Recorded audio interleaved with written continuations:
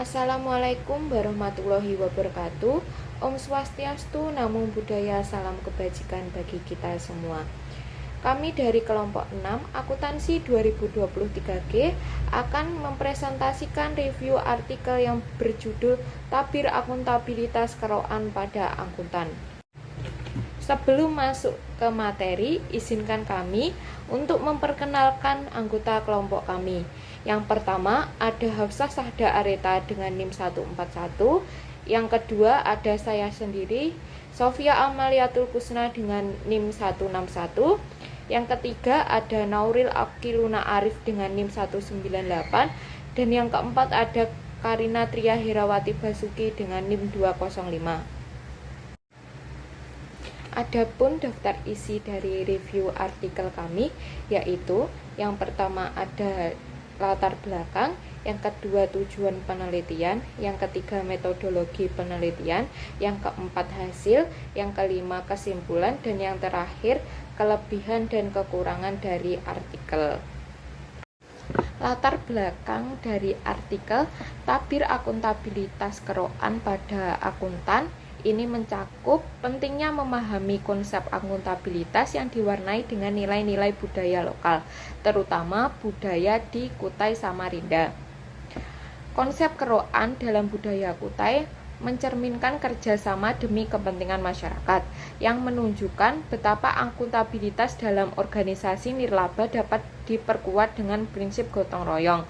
Dalam konteks ini, penelitian menekankan urgensi untuk mengeksplorasi bagaimana nilai-nilai budaya dapat mempengaruhi akuntabilitas, terutama di organisasi yang melayani publik seperti rumah sakit dan LSM. Dengan menyoroti akuntabilitas sebagai tanggung jawab bukan hanya kepada organisasi, tetapi juga kepada masyarakat dan nilai religius yang diyakini, penelitian ini berupaya mengisi celah dalam kajian akuntabilitas yang belum banyak memperhitungkan perspektif budaya lokal seperti keroan. Tujuan penelitian ini yaitu untuk mengeksplorasi akuntabilitas pada akuntan yang berdarah Kutai di Kota Samarinda. Perbedaan dari penelitian-penelitian sebelumnya adalah dari sudut pandang suku dan budaya yang berbeda, yaitu suku Kutai yang menggunakan akuntabilitas keroan. Ini saya akan membahas mengenai metodologi. Pertama, metode penelitian. Dalam penelitian ini menggunakan pendekatan kualitatif dengan paradigma interpretatif untuk memahami konsep akuntabilitas dalam perspektif akuntan individu yang berasal dari suku Kutai. Metode ini dilakukan agar peneliti bisa menggali lebih dalam makna dan memahami konsep konteks sosial dan budaya yang mempengaruhi praktik akuntansi. Yang kedua ada mekanisme. Informan dipilih berdasarkan kriteria tertentu, yaitu akuntan yang berdarah atau bersuku Kutai. Peneliti menggunakan teknik observasi dan wawancara. Wawancara dilakukan secara spontan untuk menciptakan suasana yang lebih terbuka. Setelah melakukan wawancara, penulis melakukan teknik analisis data dengan menggunakan teknik Miles. Jika hasil interpretasi tidak sesuai yang diharapkan, peneliti akan memverifikasi ulang dengan mewawancarai informan kembali. Baik, selanjutnya saya akan masuk ke dalam pembahasan. Sebelumnya, kata Kutai berasal dari bahasa Sanskerta yang memiliki arti hujan lebat. Arti tersebut mencerminkan bahwa daerah Kutai memiliki kekayaan alam yang melimpah. Kutai pernah menjadi pusat kerajaan, yaitu Kesultanan Kutai Kartanegara yang melanjutkan tradisi dari Kerajaan Mulawarman. Prasasti Yupa pertama kali ditemukan di daerah Kutai. Isi dari prasasti Yupa yang ditemukan di daerah Kutai ini tuh merupakan bentuk akuntabilitas kerajaan tersebut. Pencatatan yang tertuang di dalam prasasti tersebut melambangkan bagaimana sih cara komunikasi raja kepada masyarakatnya.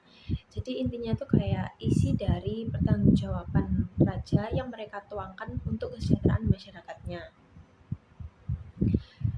Konsep akuntabilitas masyarakat Kutai ini tuh tercermin dalam istilah keroan, yang artinya bekerja sama dan tolong-menolong untuk kesejahteraan bersama. Penelitian ini tuh berfokus pada akuntabilitas 3 organisasi nirlaba yang ada di Samarinda. Yang pertama yaitu Rumah Sakit Y milik pemerintah yang melayani masyarakat, dan ada 2 lembaga swadaya masyarakat yaitu LSM X yang bergerak di bidang keagamaan dan kesejahteraan, serta LSM Z yang peduli terhadap lingkungan dan bencana. Akuntabilitas diperlukan dalam pengelolaan dana dan pelayanan agar kepercayaan publik itu tetap terjaga. Nah, dalam penyusunan akuntabilitas ini tuh suatu organisasi harus mengacu pada PSAK nomor 45. Selanjutnya saya akan membahas tentang laporan keuangan. Laporan keuangan adalah bentuk pertanggungjawaban suatu organisasi kepada masyarakat. Laporan keuangan bersifat penting bagi suatu organisasi karena laporan keuangan ini dipergunakan sebagai bahasa akuntabilitas dari suatu organisasi kepada masyarakat. Contohnya seperti Lembaga Swadaya Masyarakat X. LSM X ini bergerak di bidang keagamaan, yaitu menyalurkan zakat, infak, dan sedekah. Nah, dari kegiatan yang dilakukan ini, maka kan diperlukan pengelolaan keuangan yang baik dan pemahaman akuntabilitas yang kuat. Dalam proses penyusunan anggaran dan laporan keuangan yang baik itu sangat penting untuk memastikan stabilitas dan keberlanjutan program suatu organisasi.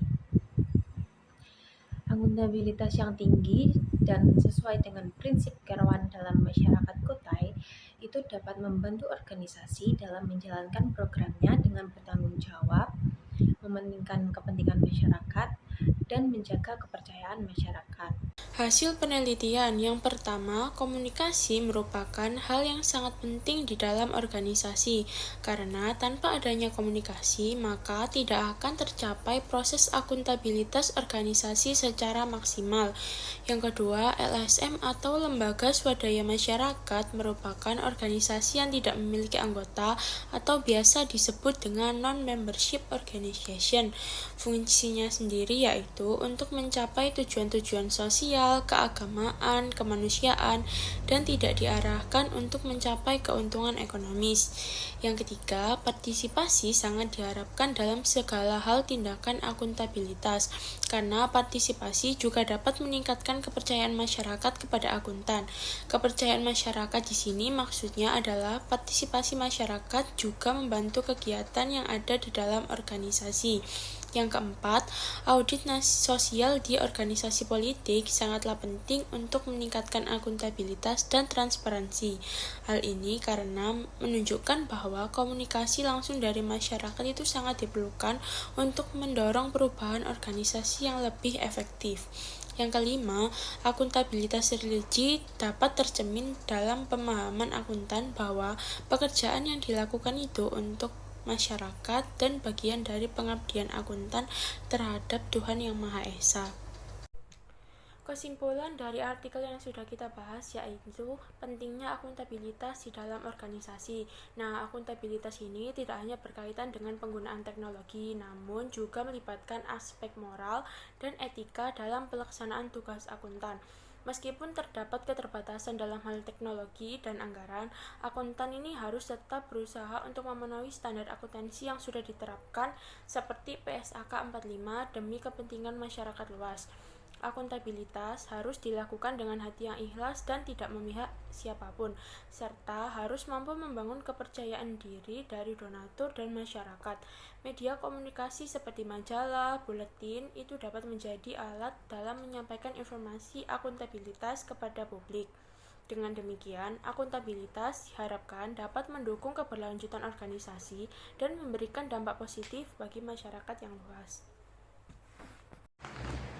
Kelebihan dan kekurangan artikel. Kelebihan dari artikel ini yaitu yang pertama, kontribusi terhadap studi akuntabilitas religius dan budaya. Yang kedua, pendekatan kualitatif yang mendalam. Yang ketiga, menggali budaya lokal. Yang keempat, relevansi bagi organisasi nirlaba. Adapun kekurangan dari artikel ini yaitu yang pertama, keterbatasan jumlah informan. Yang kedua, subjektivitas dalam pemilihan informan. Yang ketiga, keterbatasan penerapan konsep. Dan yang terakhir yaitu keterbatasan dalam ruang lingkup objek. Sekian presentasi dari kelompok kami. Ada kurang lebihnya mohon maaf. Wassalamualaikum warahmatullahi wabarakatuh.